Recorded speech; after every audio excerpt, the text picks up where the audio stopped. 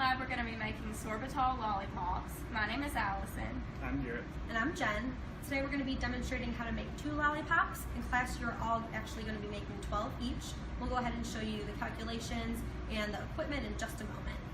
These lollipops are mainly used in children and patients unable to swallow. These are good for cough and sore throat.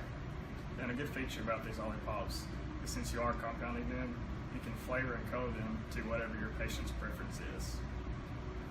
Today we're going to go ahead and get started for you. Okay, here are all of the ingredients and equipment that we're going to be using today. You have your balance, your hot plate, your glass mortar and pestle, your sorbitol base, a spatula, a 400 milliliter beaker with a glass stirring rod. You're going to need a thermometer as well today. And then we have the flavoring along with food coloring. You can use your preference. And then we have the stevia side, which is the sweetener, and then the asulfame potassium, which is the sweetener as well. And then your lollipop sticks and your wrappers. Now we'll go through all the calculations that you'll need for today. So for one lollipop, these are the amounts that we would use to total 8 grams. That's what would fit in one mold. For today, we're going to be making 12 lollipops each, so we'll need to multiply each ingredient amount by 12. So after our calculations, this is what we got for 12 lollipops. We'll need to account for 20% waste, so we need to multiply these amounts by 1.2. This is the final amount of each ingredient that we'll need to make 12 lollipops. So this is the PCCA lollipop mold that we're going to be using today. You have 2 side rails and a center rail, which are going to form together to make the mold that we're going to pour the lollipops in once we have everything mixed together and melted. Then you also have a bracket that goes on top of the mold when it's assembled to hold these sticks in place. So we have our canola oil that we're going to use to spray in the brackets to lubricate them so that when the lollipops are formed, they won't stick to our molds. So you just want to be sure to have a good layer on all pieces of on all 3 rails. We want to be sure to lubricate these well because for our lab we're going to have to let them sit for a complete week. So we don't want to have any problems in sticking to the mold.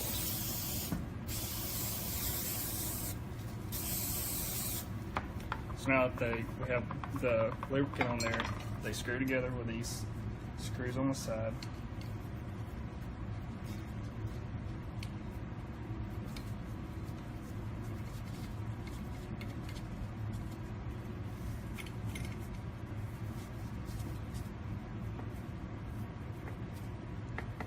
And when you're screwing this together, you want to be sure that you get the screws nice and tight, because if you don't, whenever you go to pour in the lollipop, it will be able to leak through the bottom, which is also when we have the paper towels underneath, so that if it does leak through, you're not going to have a big mess to clean up.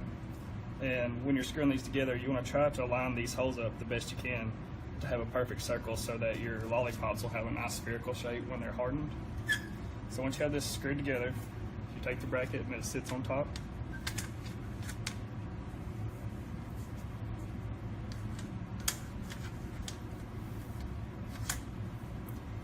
And then on top of the bracket, you have a sliding part. When you have it to the open position, the hole for your sticks will be completely open so that you can insert the sticks in there. But once you have your sticks inserted, you're going to slide this over into the lock position. That's going to hold your stick in place until the lollipops have hardened. Alright, so the first step is going to be to turn on your hot plate to 300 degrees Celsius. Then we're going to measure out all of the ingredients. We're going to take our 400 ml beaker, pour our base into that beaker, set it on the hot plate. We're going to let it melt.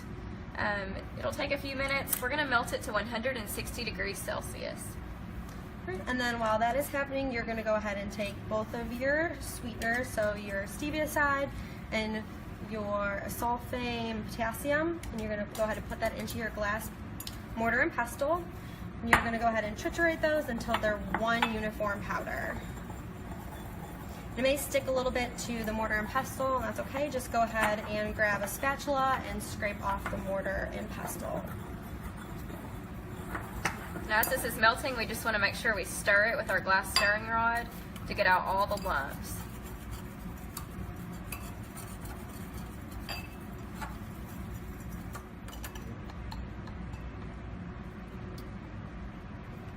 Alright, once this heats up to 160 degrees Celsius, we will remove it and now let it cool down to 120 degrees at room temperature. Okay, now it's cooled down to 120 degrees Celsius. So we're ready to add in our powder. And I'm going to continue to stir it with the glass stirring rod As much as you're able to. You want to get all of that powder mixed in there and keep mixing until it's one uniform mixture. Okay, now that we have one uniform mixture, we're going to go ahead and add the flavoring and the food coloring. Today we're using tangerine. Make sure you're still mixing everything up. And then we're going to go ahead and use some red food coloring as well. You just need a drop or two of that. You don't need very much.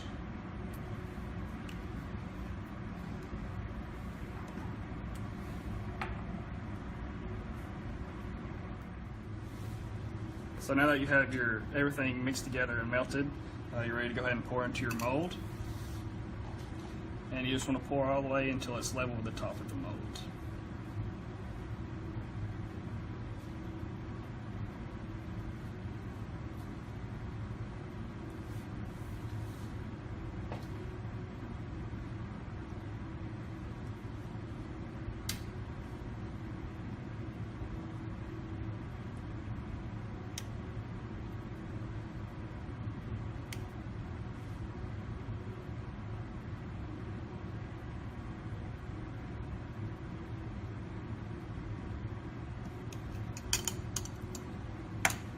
And if you need to, you can always take a spatula and mop off the top just to make it even.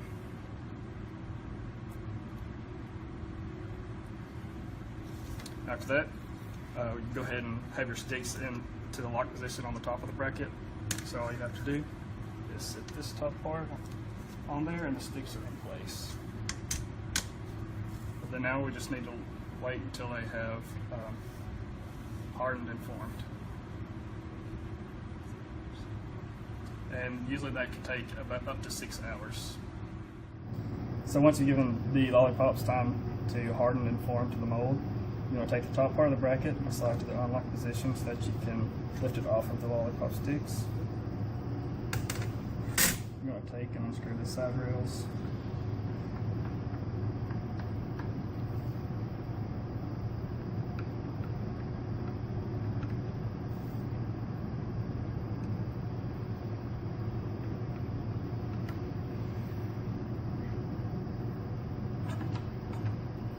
As you can see here, we have a nice lollipop made. Counseling point that you want to make your patients aware of: if these are being made for smaller children, you'd want the parents or the guardians to monitor them to make sure that they're not choking on the lollipop. You'd want to either bag these or individually wrap them, and then you'd want to store them in a cool, dry place out of the reach of children, and they're good for up to 180 days.